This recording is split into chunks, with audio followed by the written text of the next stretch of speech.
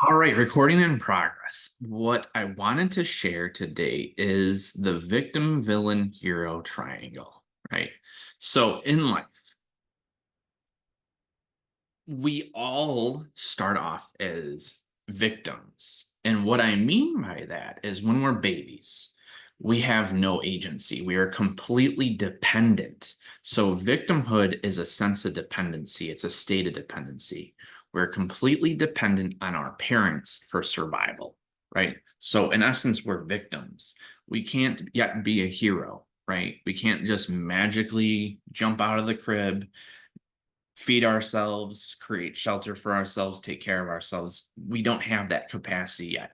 So we all start off as victims. What might be a better word is dependent, right?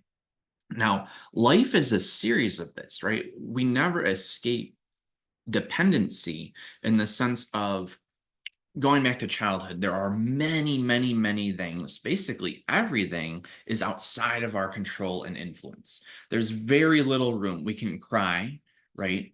But we can't communicate yet, right? So we're dependent on our parent to interpret our crying and to kind of understand what we're saying, right? So in life, life is full of obstacles. If That's just how it is. There's a really good book I recommend called The Obstacles and Is the Way. But imagine if we had a frictionless life where everything came easy, right? It would be, we would, it, so when I'm thinking about exercising, right? Like, how do you get stronger? Progressively increasing the resistance of the weights, right? Progressively increasing difficulty, right? So creating obstacles, self-inflicted obstacles, right? Something to challenge yourself and grow past. So when I'm thinking about exercising, even if you were to do body weight exercises or any form of movement, there's still friction. You still have to use your body. There's still some sort of resistance, right? So what happens when you don't exercise at all? You atrophy. So that's what would happen if life was frictionless and there was no obstacles. We would just wither away. And this kind of relates to if you think about old people, right? Like that go into retirement, lack of purpose, right? If we were living in a frictionless world where there were no obstacles, no challenges, we'd have no meaning, we'd have no purpose. And again, we would just wither away mentally, physically, all across the board. So, obstacles are very important. Friction is very important. Resistance is very important. And because of that, we will constantly, if we're on a trajectory, if there's something we want to achieve, accomplish, become, whatever it is, inevitably there's going to be obstacles. So coming back to the victim and the victim state, right? What happens is people that see obstacles for what they are and they appreciate the challenge and they want to overcome it, they're on this path, right? Although they can't control the obstacles that are coming their way, they can choose how they respond to them. And that is, what would you call it? I don't know, I can't think of a better word than the telltale sign of a hero. A hero is a person who, despite their circumstances, asks, what can I do? How can I respond? What is within my control? Right? So these these are the people that I like to work with, that I love to work with, right? Because we have a similar value system. We get it. We see life as a series of games, challenges, things to get creative, tap into what we're made out of, our metal, right? And figure out how to overcome these obstacles and come out on the other side as a new person, right? With new capabilities unlocked, like leveling up, all that kind of stuff. So I wanted to share that. Now, what can happen is if you think about villains, right? This is the other side of the equation. Victims that never learn that they have any agency, where the world is constantly happening at them and they have no power, right?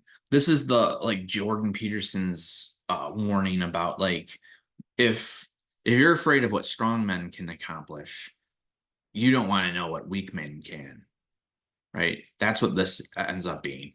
So what happens is if a victim never goes down this path and opens up their perception to what they have within their influence, all the ways that they can grow, adapt, overcome obstacles, is obstacles start piling up. They start piling up, piling up, piling up, and backing them into a corner.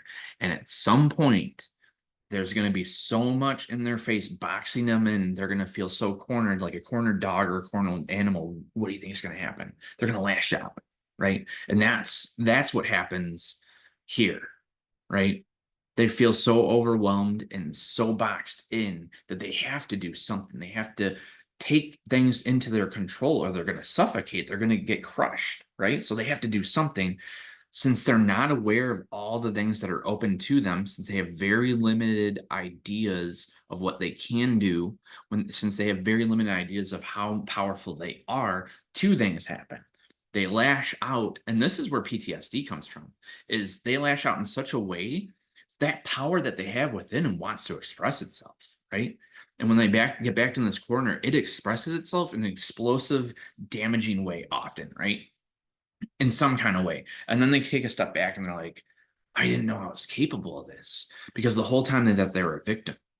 And so this could be a slippery slope. On the one side, self-loathing, self-hating, PTSD, right? They start beating themselves up for that explosion of anger or whatever it is, animosity that they didn't want to do. They can't believe they did, right?